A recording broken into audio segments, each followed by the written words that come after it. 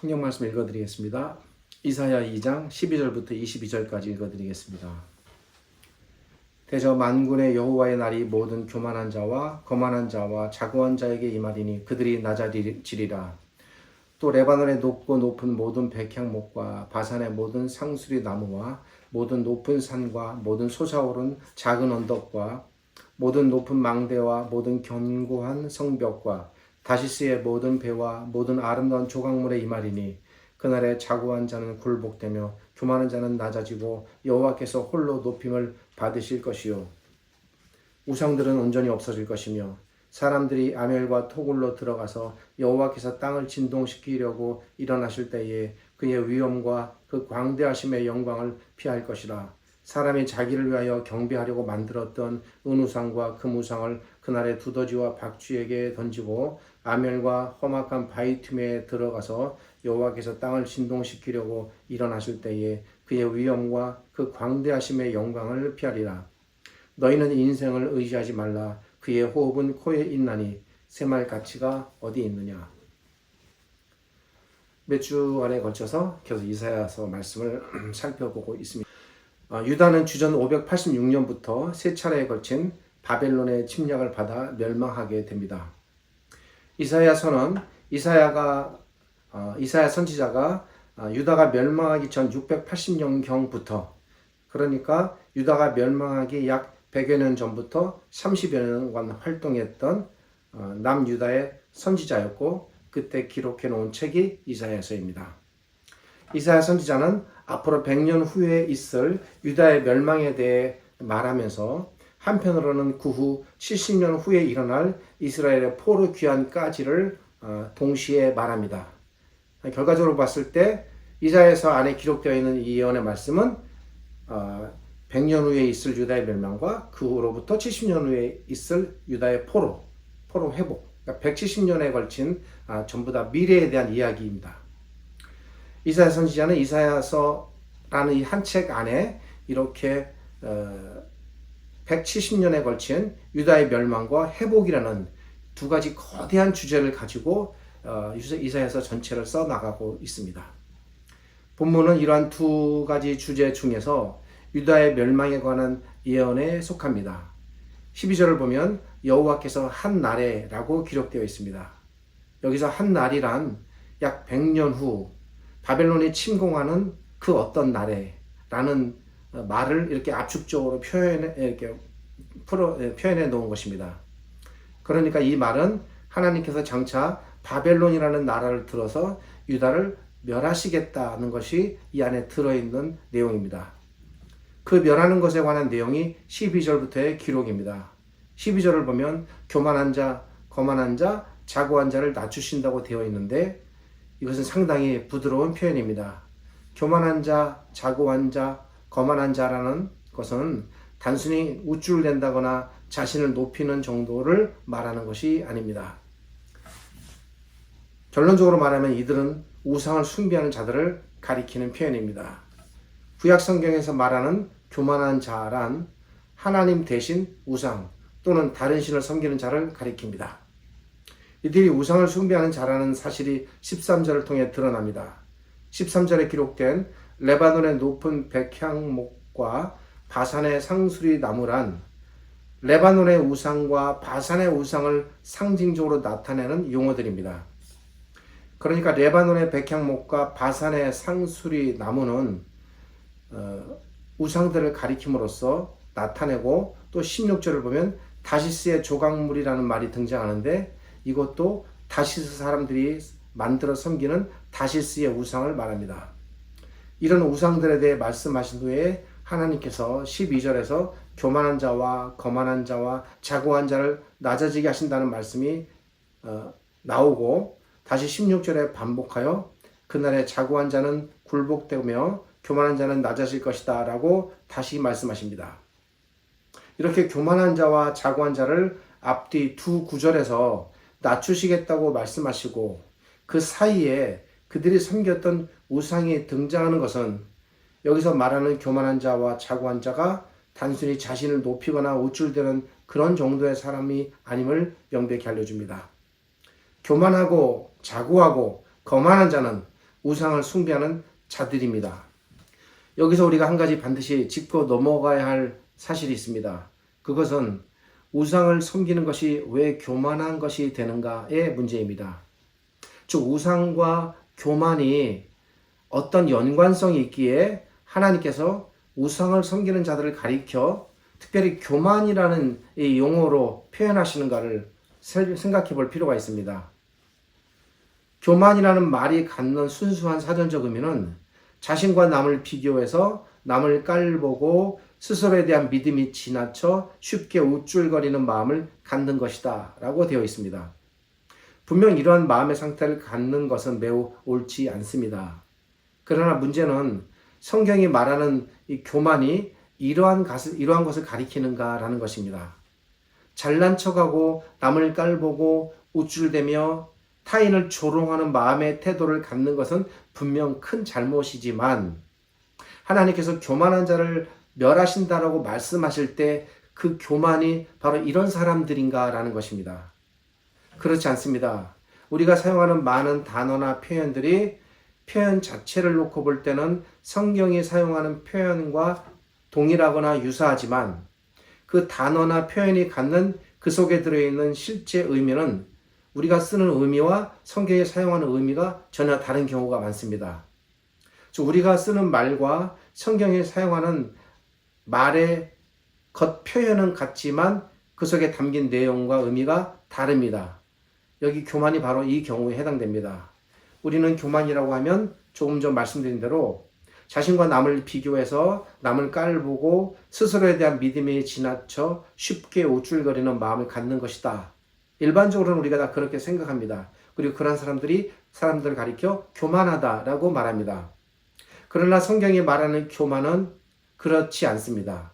물론 이것도 넓은 의미에서 교만의 범주 안에 들어가겠지만 성경이 말하는 교만의 본질은 그것보다 훨씬 깊고 심오합니다. 성경이 말하는 교만이란 잘난 척하거나 남을 깔보는 것보다 훨씬 심각한 그 어떤 본질적 하나님과 관련된 영적인 의미가 담겨 있습니다. 이것은 삶의 방식이나 태도의 문제가 아니라 하나님과 연관된 관계와 연관된 문제입니다. 그렇다면 성경이 말하는 교만의 본질, 의미는 무엇일까요? 그것은 바로 하나님 없이 스스로 살아갈 수 있다고 자신에 대하여 자신을 믿는 마음이나 생각 또는 태도를 가리킵니다. 하나님 없이 나 스스로 나의 힘과 노력으로 나로서 얼마든지 살아갈 수 있다. 내 삶에 그러기에 하나님이 필요하지 않다. 하나님 없이도 얼마든지 나는 나의 계획을 이루고 내가 원하는 대로 나의 삶을 조절하며 살아갈 수 있다. 그러기에 궁극적으로 나에게 하나님이 필요하지 않다. 라는 것이 바로 성경이 말하는 교만의 핵심이고 본질입니다. 그러니까 성경이 말하는 모든 교만의 시작점은 바로 여기서부터 시작이 됩니다. 그러므로 하나님을 부정하고 받아들이지 않는 이 땅의 모든 인간 존재들은 모두 전적으로 교만에 빠져 있다고 보는 것이고 심판의 대상이라는 것이 성경의 명백한 입장입니다. 그런데 사람이 이렇게 스스로 하나님 없이 살 수 있다라고 생각할 때 예나 지금이나 사람들이 하나님 없이 자신의 힘으로 살아가기 위해 스스로 만들어 나가는 삶의 방식이나 도구가 있었습니다. 그것은 인간이 이 땅에 존재하면서부터 생겨났고 지금까지의 모든 인간 역사 속에 존재해왔고 그리고 지금도 역시 동일한 방식으로 존재하고 있습니다. 그리고 앞으로도 그럴 것입니다. 그것은 바로 하나님 이외에 다른 것을 신으로 만들거나 그렇게 해서 섬기는 행위입니다. 하나님을 부정하고 산다는 것은 단순히 하나님을 떠나 홀로 살아가는 독립적인 삶의 형태로만 나타나지 않습니다. 사람들은 하나님을 의지하지 않고 살아가기 위해 자신들이 원하는 어떤 대상을 선택하거나 또 만들어냅니다. 이렇게 해서 나타나는 것이 하나님 이외에 존재하는 이 땅의 모든 우상이라는 것입니다. 그러니까 다른 신을 만들어 섬기는 것, 즉 우상을 섬기는 것은 인간 편에서 볼 때는 단순히 신에 대한 여러 선택지들 중 하나인 것 같지만 하나님의 편에서 이것은 사람들이 하나님을 부정하고 스스로 자기 힘으로 살아가기 위해 무엇인가를 만들고 의지하는 것이기에 하나님 이외의 다른 신들, 즉 우상을 섬기는 것은 본질적으로 스스로 살아가는 노력의 한 자구 방편으로 여겨지는 것이고, 그렇게 스스로 자기 힘으로 살아가는 방편으로 만들어지는 것들이 우상이기에 우상의 문제는 결국 교만의 문제로 귀결되는 것이 성경의 입장입니다. 요 관계를 잘 이해하시겠습니까? 우상을 섬기지 않아도 하나님을 떠나 독립적으로 살아가려고 시도하는 사람들 또한 많습니다. 무신론자들이 다 우상을 섬기는 것은 아닙니다. 그럴지라도 그들의 삶의 중심 속에는 하나님이 존재하지 않고 자기 스스로 살아갈 수 있다라는 자신이 최고의 위치에 있기 때문에 역시 그 삶의 모든 형태도 교만이겠지만 우상을 섬기는 건 역시 하나님을 떠나 독립적으로 살아가려는 시도의 한 방편으로 여겨지기에 우상을 숭배하는 행위는 역시 성경에서 매우 심각한 교만으로 여기는 것입니다. 그러니까 설령 하나님을 섬긴다 할지라도 만약 하나님 이외에 그 어떤 다른 것을 신처럼 여기거나 인정하거나 받아들여 하나님을 섬기는 것에 이렇게 외부 기타 신적인 것들을 인정하거나 섬기려는 행위가 섞여 들어가거나 더해진다면 이 역시 하나님을 섬긴다 할지라도 역시 교만의 모습으로 이제 빠져들어가는 것입니다. 하나님을 섬기는 것에 다른 신을 섬기는 이런 불순종 요소가 섞여 들어갔던 대표적인 자들이 구약의 이스라엘 백성들이었고 오늘날 우리 신자들의 모습 안에도 이런 모습이 전혀 없다고 말하기는 어렵습니다. 그러기에 그들이 하나님께 대해 아무리 열심을 내고 화려하게 꾸미고 치장하고 정성을 다해도 적어도 집회와 예배 때는 그런 모습으로 나아갔겠죠. 그러나 또 다른 삶의 영역 속에서는 그렇지 않은 것들이 또 들어옵니다. 그들의 삶의 조류 속에는 언제나 우상이라는 불순종 요소가 함께 섞여 들어갔기 때문에 역시 그들의 신앙은 굉장히 오염된 것이었고 그들을 가리켜 하나님께서 교만이라는 죄로 지금 여기서 물으시는 겁니다. 그러므로 다른 신을 섬기는 것은 단순히 신의 선택의 문제가 아니라 하나님을 선택하여 하나님만을 전적으로 의지하고 살아갈 것인가 아니면 나를 지나치게 의지하고 그러니까 나쁜 의미에서 자기 존중입니다. 좋은 의미에서는 당연히 우리가 스스로를 잘 존중해야 되겠지만 나쁜 의미에서 악한 의미에서 지나치게 자기를 존중하고 자기 판단을 믿고 자기 힘으로 살아갈 것인가를 보여주는 교만의 문제로 접근하라는 것입니다. 바로 이러한 이유 때문에 구약 성경은 다른 신을 섬기는 것을 잘난 척하거나 우쭐대는 것 이상의 심각한 교만으로 간주하고 있습니다. 바로 이러한 이유 때문에 본문은 레바논의 백향목, 바산의 상수리 나무, 다시스의 조각물을 만들거나 섬기는 모든 자를 가리켜 여기서 교만하고 거만하고 자고하다고 말합니다. 교만한 자나 거만한 자나 자고한 자나 다 같은 의미입니다. 세 가지의 다양한 표현을 씀으로써 굉장히 강조하고 있고 충격적으로 전하고 있는 것입니다. 한마디로 교만하다는 것입니다. 이런 교만한 자들을 도저히 용서받을 수 없는 심판의 대상으로 여기십니다. 하나님께서 이스라엘 백성의 우상 숭배 문제를 왜 그렇게 심각하게 받아들이셨는지를 우리는 성경이 제시하는 이러한 방식으로 접근해야 합니다. 그렇다면 여기서 그들을 낮추신다는 말의 의미는 무엇일까요? 낮추신다. 좋은 의미로 생각할 수 있겠습니다만 이 원어가 갖는 실제적 의미는 그렇지 않습니다. 이것은 매우 부드러운 표현입니다. 이 말의 실제적 의미는 완전히 멸망시키겠다는 의미입니다. 이것을 부드럽게 낮춘다라고 번역을 했습니다. 이 말은 사실 굉장히 무섭고 두려운 말씀입니다. 이 말의 뒤에 18절을 보면 그 뜻이 사뭇 명료해집니다. 18절을 보면 하나님께서 바벨론을 들어서 유다를 치실 때에 우상들은 온전히 없어질 것이다 라고 말합니다. 그런데 바벨론이 쳐들어왔다고 해서 우상이 완전히 없어지는 것일까? 그렇지 않습니다. 여전히 유다 지역 안에는 갖가지 이방 민족의 풍습을 따른 우상들이 남아 있었고, 또한 바벨론도 역시 전에 제가 바벨론의 우상에 대한 설교를 한 적이 있습니다. 행사 때마다 그 우상들이 사람들의 어깨에 짊어지고 메고 들어왔던 바벨론의 종교 행사에 대한 말씀을 드린 적이 있는데, 여러 우상을 섬기는 나라입니다. 그러니까 여기서 우상을 없애다라는 말은 비유적인 표현입니다. 이 말은 사실은 우상을 섬기는 사람들을 없애겠다는 것입니다. 즉 이 말은 유다라는 국가가 멸망당할 것을 알려주는 우회적 표현이 되겠습니다. 그뿐이 아닙니다. 우상을 숭배한 것에 대해 백성만 책임지는 것이 아니라 우상을 섬기도록 방조했던 왕족들, 방백들, 즉 지도자들, 그들도 우상을 섬겼고 방조했기 때문에 모두 책임을 지게 될 것입니다. 수많은 사람들이 죽임을 당하고 수많은 백성들이 처참하게 바벨론으로 끌려갔습니다.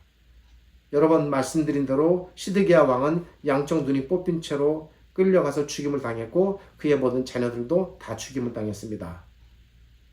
예루살렘 성전의 모든 건물들과 누각들과 성전 기물들은 그 거룩했던 것들이 모두 다 오염을 당하고 오역을 뒤집어 쓴 채 우상들로 가득 차는 욕을 당했습니다. 우상을 없애시겠다는 말은 이렇게 우상을 숭배한 대가를 하나님께서 철저하게 갚아 나가시겠다는 심판의 말씀입니다. 이렇게 무서운 하나님의 심판의 말씀이 당시에 이사야 선지자와 그리고 거의 동시대를 살았던 예레미야 선지자를 중심으로 유다 백성들에게 집중적으로 선포되었습니다. 그럼에도 불구하고 그들은 전혀 돌이키지 않았습니다. 도무지 깨닫지 않았습니다. 자신들의 잘못이 무엇인지조차 알지를 못했습니다. 그래서 어쩌면 예레미야 선지자가 그토록 수모와 고난과 아픔을 당했는지 모릅니다. 이사야와 예레미야 선지자가 장차 바벨론에 의해 나라가 망할 것이다 라고 끊임없이 경고했음에도 불구하고 그들은 엉뚱한 생각을 했습니다. 자기들의 정치적인 우방인 애굽을 의지하면 살 것이다 라고 생각했습니다. 우리를 도울 애굽이 저렇게 버티고 있으니 우리는 절대 망하지 않을 것이다 라는 거짓 선지자들이 오히려 판을 치는 세상이 되었습니다.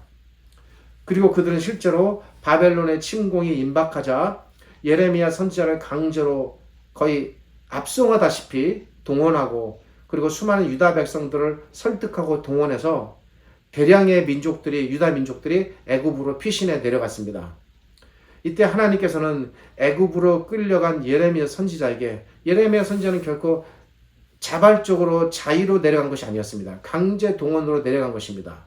그때 예레미야 선지자에게 다시 나타나셔서 지금 애굽에 피신해 있는 이 유다 백성들이 결코 살아서 돌아가지 못할 것이다 라는 심판의 말씀을 그 가운데 또 전하게 하셨습니다. 그리고 이 하나님의 말씀은 애굽의 바로 느고가 바벨론과의 전쟁에서 참담하게 패배함으로써 이루어지게 됩니다.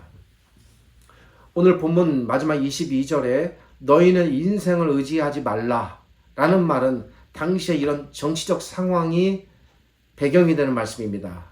이 말은 너희는 인생, 즉 애굽을 의지해서 나의 심판을 피하려 하지 말라. 내가 심판하려 하면 아무도 너희를 도울 수 없다. 애굽은 결코 너희를 돕지 못한다. 이 의미가 이 안에 들어있는 것입니다. 이것이 22절에 너희는 인생을 의지하지 말라라는 말의 함축적 의미입니다. 과연 이 말씀대로 애굽은 전혀 도움이 되지 못했습니다. 바벨론의 입장에서는 유다를 우리가 치면 애굽이 유다의 동맹국과 같은 가까운 나라이기 때문에 분명히 애굽이 도로 올라올 것이다 라는 것을 미리 예상하고 바벨론은 유다를 치기에 앞서서 애굽을 먼저 쳤습니다. 그리고 이 전투에서 애굽은 대패하였습니다. 이렇게 애굽을 비롯한 동맹국들을 깔끔하게 정리한 바벨론은 마치 사자가 먹이를 앞에 놓고 장난을 치듯 마음대로 유다를 유린하기 시작했습니다. 총 3차례에 걸친 대대적인 침공으로 인해 마침내 유다는 철저하고도 무자비하게 멸망을 당하게 됩니다. 본문 안에 담긴 메시지는 바로 이러한 하나님의 심판의 내용을 담고 있습니다. 수천 년의 역사가 흘렀습니다. 그러나 하나님의 말씀은 변함이 없습니다. 하나님께서는 그 옛날 하나님께서 가르치셨던 내용을 성경에 기록하여 지금도 우리에게 동일하게 가르치고 계십니다. 그 가르침은 과연 무엇일까요? 그것은 바로 하나님의 심정과 연관된 어떤 것입니다. 하나님의 심정이란 하나님께서 얼마나 심각하게 자기 백성이 다른 것을 의지하여 살아가는 것을 싫어하는가. 이 당시에는 우상으로 표현되었지만 지금은 우상이라는 꼭꼭 못 박지 않을지라도 그와 유사한 여러 가지 것들이 신자들 안에 자리 잡았을 수가 있습니다. 본문은 하나님께서 우상과 그리고 그 우상을 섬기는 자들을 하나님 이외에 다른 것을 의지하여 살아가는 것을 얼마나 싫어하는가를 잘 보여줍니다. 하나님께서 참고 또 참으시는 이유는 그럼에도 불구하고 우상을 섬기는 사람들을 한 사람이라도 멸망해서 건지시기 위해 참으시는 것이지 티끌만큼이라도 우상을 용인하시거나 봐줄만 해서 참으시는 것은 결코 아닙니다. 하나님께서는 우상을 너무나도 싫어하시지만 그러나 그 백성을 아끼고 살리고자 하신 마음이 더 깊고 크시기에 심판에 대한 심정보다 건지고 살리시고자 하는 심정이 더 크시기에 이 땅에 수많은 우상을 섬기는 자들을 지금도 보고 참고 계시는 겁니다. 자녀의 잘못이 너무나도 크지만 너무나도 자녀를 아끼고 사랑하기에 자녀의 잘못을 참고 기다리는 부모의 심정과 같다라고 말할 수 있습니다. 지금도 지구촌 곳곳에는 그 이름조차 헤아릴 수 없는 수많은 우상들이 그득합니다. 우리나라도 예외는 아닙니다. 때로는 한 사람이 수백의 우상을 섬길 정도로 심각한 나라들도 많습니다. 이 땅에는 아직도 사탄에 의해 완전히 지배당하고 묶인 채로 노예처럼 사는 이들이 도처에 많습니다. 우리가 안타까워해야 하고 기도해야 하고 무엇인가를 해야 할 이유가 여기에 있습니다. 세상이 아무리 거짓 신들과 우상들로 그득할지라도 결코 사탄이 이기지 못할 것입니다. 우리에게 언제나 전능하신 우리의 하나님께서 서 계십니다. 그리고 지금 참고 기다리실 분입니다. 때가 되면 반드시 모두 심판하시고 오늘 이 본문에서 없이 할 것이다고 말씀하신 것처럼 반드시 그런 모든 우상과 섬기는 자들을 전부 다 없이 할 때가 올 것입니다. 언제나 우리에게는 그 하나님께 기도하여 사탄을 대적하고 이길 힘과 또 권세가 주어져 있습니다. 어려운 때에 어렵다 생각하지 말고 더욱 기도에 힘써야 할 것입니다. 기도 이외에는 그 어떤 능력도 나갈 수 없다라고 말씀하신 우리 주님의 말씀을 기억해야 합니다. 간절히 기도하고 또한 변함없이 기도로 믿고 나아간다면 그 기도는 반드시 이루어질 것입니다. 우리를 앞서 저 멀리 전장의 한 복판에 이미 나가서 계신 우리의 장수이신 그리스도를 바라보며 우리는 날마다 우리에게 주어진 우리의 이 거룩한 전쟁으로 나아가야 합니다. 기도하겠습니다. 감사합니다. 오늘 말씀을 통해서 하나님께서 얼마나 지독할 정도로 우상과 또 그 우상을 섬기는 자들을 싫어하시는가를 배웠고 그럼에도 불구하고 여전히 참고 기다리시는 것은 그 우상을 섬기는 자, 그 영혼 하나하나를 얼마나 사랑하시고 아끼고 긍휼히 여기시기에 저들을 돌이켜 구원하시고 하나님의 자녀로 삼으시기 위하여 지금도 그 때를 기다리시는 하나님이심을 배웠습니다. 그 크신 하나님의 긍휼과 사랑으로 말미암아 저희도 어둠 가운데서 건짐을 받았고 우리 조상들이 섬겼던 그 우상의 깊은 수렁에서 건짐을 받아 이 땅에서 하나님의 자녀로 살아가게 되었음을 고백합니다. 우리의 삶 속에 티끌만큼도 하나님께서 싫어하시는 원치 아니하시는 요소들이 섞여 들어가지 않게 하시고 오직 순전하고 온전히 거룩하고 깨끗하여 전심을 다해 하나님만을 참되고 거룩하게 섬기는 믿음의 신자들, 백성들 되게 하여 주옵소서. 지금은 우리 주님 예수 그리스도의 은혜와 저희를 지극히 사랑하시는 아버지 하나님의 크신 사랑과 오늘 이 말씀으로 우리를 일깨우시고 거룩하신 하나님 앞으로 나아가도록 세우시고 인도하시는 성령 하나님의 함께 하심이 오늘의 말씀을 읽고 묵상하며 하나님의 거룩한 진리의 가르침으로 받아들이는 모든 신자들에게 함께 하시는 하나님의 은혜가 가득하고 넘쳐나기를 우리 주님 예수 그리스도의 이름으로 축복하며 기도드립니다. 아멘.